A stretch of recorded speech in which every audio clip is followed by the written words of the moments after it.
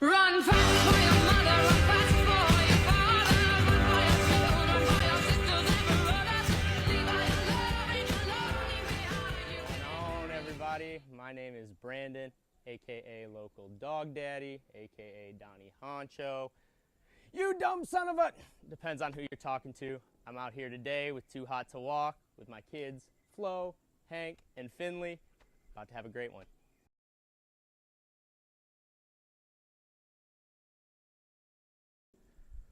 Whew! We'd have to go back to some photo albums to find the answers to that. As long as I can remember, being a little kid, had a million stuffed dogs, had, every dog movie you could think of. That I didn't watch it if there wasn't a dog in it. TV, movies, it didn't matter. There had to be a dog involved. And so I grew up thinking that I wanted to be a vet. Quickly realized that I don't like school enough to become a vet.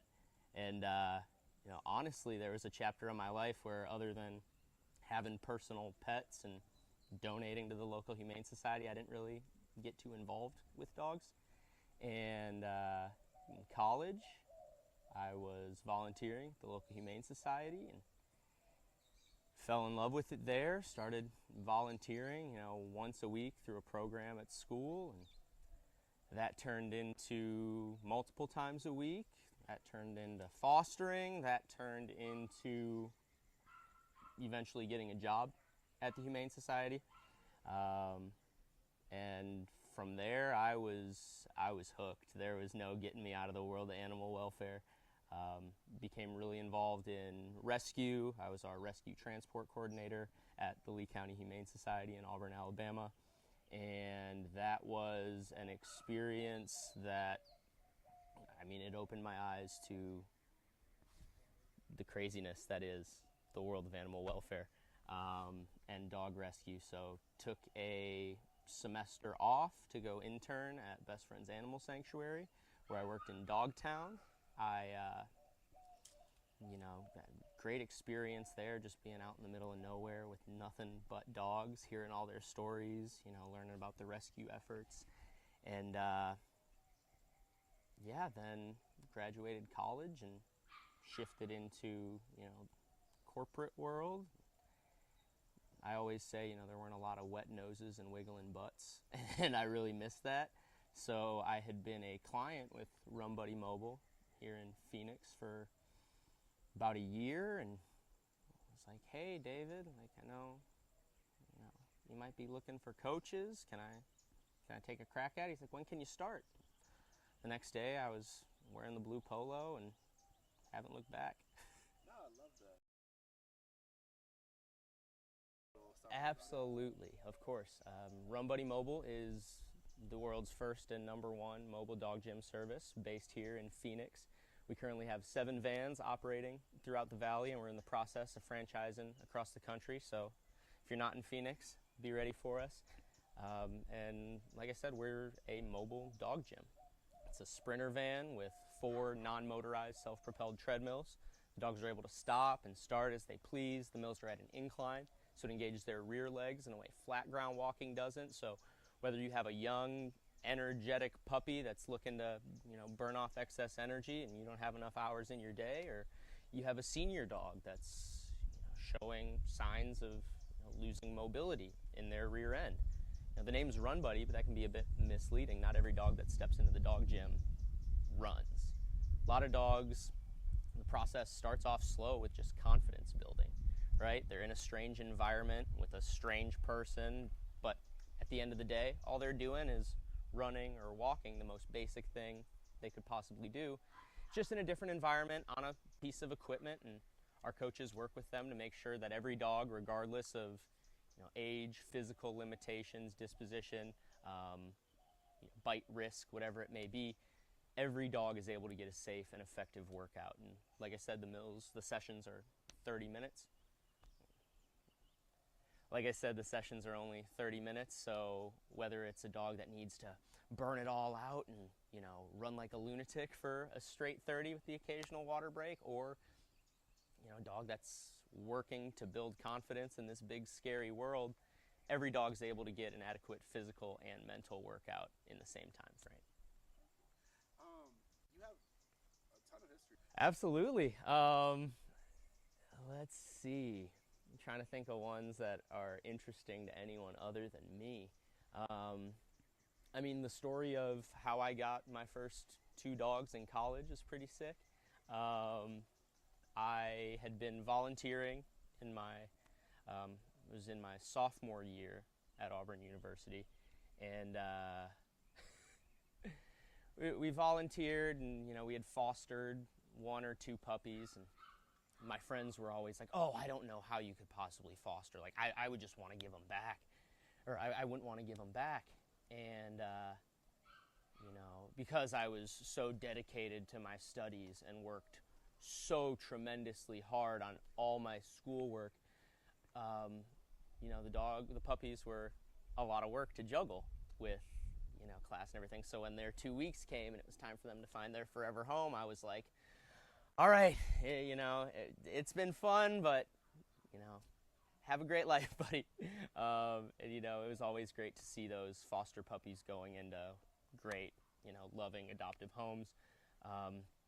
In fact, one of my first 2 foster puppies went to a friend of mine. He still has her, so shout out to Jake and Jenny. But yeah, so fostered a couple puppies, and we were just getting back from a trip, and everyone else had left. It was college town. Everyone had left for the week. So it was just me and Emmy, and on our way into town, I got an email from the Lee County Humane Society saying, "Hey, we got these puppies. There's 3 of them. They need fosters. Let us know if you can help." So sent the email back. As soon as we get to town, we didn't even stop and unpack. We went and routed to the Humane Society to get a puppy. Pulled up. They said, "Do you want the male or the female?" I'm like, "Oh, let's do the male." And I had no idea what the next. I'm getting emotional saying it. What the next 7+ years were gonna look like. Jeez.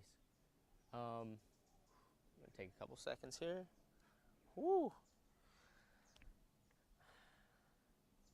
All right, 1, 2, 3. So we brought home this terrified puppy in the crate and got to our complex, opened the door, and he was peeing all over himself, refused to come out. And I went to shift the crate, and he took off, and he went and hid next to our neighbor's house. We brought out my roommate's dog, Zeke, and Hank perked up and was like, "Oh, friend." So that was kind of the way we were able to wrangle him without him being completely terrified. And started off, we just thought it was going to be another foster puppy, 2 weeks, then he was going to be back at the shelter, and it's time for him to find a family. And like a week in, maybe, I just felt like, there's no giving this guy back. Like, I don't know. Like, I think this is meant to be. And one day I said to Emmy, "Hey, we're gonna take him back to the Humane Society. We'll let him, be there if he's there for more than a week and he doesn't get adopted, then he's ours." And I said it, and I stepped out of the room, and I immediately turned around and I said, "Who am I kidding? Like, no, we're not giving him a week to go, but he's ours." So signed the paperwork on April Fool's Day so I could send it to my folks and say, "Oh, this foster puppy's not going back." And yeah, he's been with us ever since, calling multiple states home, and other dogs coming and going. He's, been there since day one, and I honestly don't know who loves my job at Rum Buddy more, me or Hank. As we're sitting here, he is staring, waiting for his opportunity to go into the dog gym. He wants nothing to do with this. But yeah, so that was a good one. And then our other dog, who's since passed, Honcho. Dog was my best friend. He was my boy, and unfortunately, we lost him to cancer a couple years ago. He came in to the Humane Society my last shift before leaving for Best Friends, embedded collar, 15-foot chain. Police found him roaming on the train tracks, and I get a radio to the front. Hey, Brandon, we got a dog. Intact male on a chain. Can you come bring him back? He is terrified. I revisit the videos on my Instagram more than I care to admit, just to see those first couple moments together. And same thing with him. Convinced myself I wasn't gonna adopt him. Hung out with him my whole last week, while I was busy studying for finals. And we left, and I was a puddle of tears in the shelter, the last night before we went home, and I just kept talking about him. And Emmy was like, Brandon, we've got one dog. We don't need two. Like, that's crazy. We're in school. And I got home and wouldn't shut up to my mom about it. Convinced her that if I went and got Honcho, I was just gonna foster him, and I'd go out to best friends and find someone, and they'd live happily ever after. And we moved out to best friends. I went down to Alabama, picked him up, brought him home. He peed on the Christmas tree. Can't blame him. He was in the house, and it was a tree, so better than peeing on all the presents. We went out to best friends together. Emmy and Hank stuck behind in Wisconsin, and after Honcho had recovered from his heartworm treatment, and we were out going on hikes together and doing all sorts of activities, and I'd send GoPro footage home, my mom was like, you're not finding him someone else, are you? I was like, if you ever thought that was actually the plan, you are nuts and you do not know your son. Same thing with Honcho. We traveled many states, had a lot of really cool experiences, and it's wild. It's one of those things where I look at any decisions I've made in my life and what paths I chose to go down, and it's like, if I had made any other different decisions, I wouldn't have those two, and nothing else would be worth it. So Honcho passed, and shortly after, I had a client of mine reach out about rehoming one of their dogs, and it was honestly my favorite dog. I can say it now because she's mine, and she doesn't have to compete with anybody, but she was probably, if I had to pick a favorite, one of my favorite dogs I ran. And so with Honcho passing, and we were able to bring in another dog. We made things work. It was a real slow introduction because Hank can kind of be a jerk, and so we wanted to make sure everything was safe and smooth, and everyone was comfortable. After a while, we realized it was going to be a pretty good fit, and since then we've done a handful of road trips, camping trips, all with the three amigos. And they used to collectively be the boys with Hank, Honcho, and my other dog Finley, and now they're still collectively the boys, but it's two girls and Hank. He doesn't seem to have too many complaints, but yeah, that's where we're at now, and those are probably two of my favorite shelter work stories. Dude, I love that. Bringing my work home with me, there is nothing like it. Dude, I love that. Literally, it's crazy. Like, and with seemingly no effort. That's the wild thing about it, is they come into your life, and whether it's in the moment or in retrospect, you're like, oh, that dog shifted my whole existence, and that dog just hung out, ran on the treadmill, went on hikes with you, didn't put in any effort to change your life. You got people telling you what to do left and right, thinking they're gonna change the outcome of your life, but the dogs, they do nothing, and you look back and you're like, oh wow, I'm a different person because of that dog. As crazy as it sounds to some people, like, it's wild. Like, once you experience it. I was about to ask you, what's one thing you didn't what's one thing that you learned or you didn't expect to happen, like being a parent to these pups? But you kind of answered that. Do you have anything additional that you would say?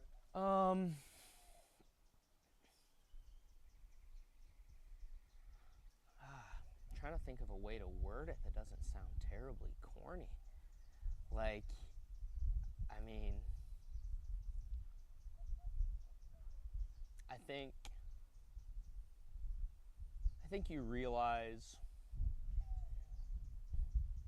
like, by seeing how short their life is, like, you do realize that, like, or like the fact that something can come out of nowhere and suddenly your dog's ill, you don't know how much time you have, like, it's terrifying.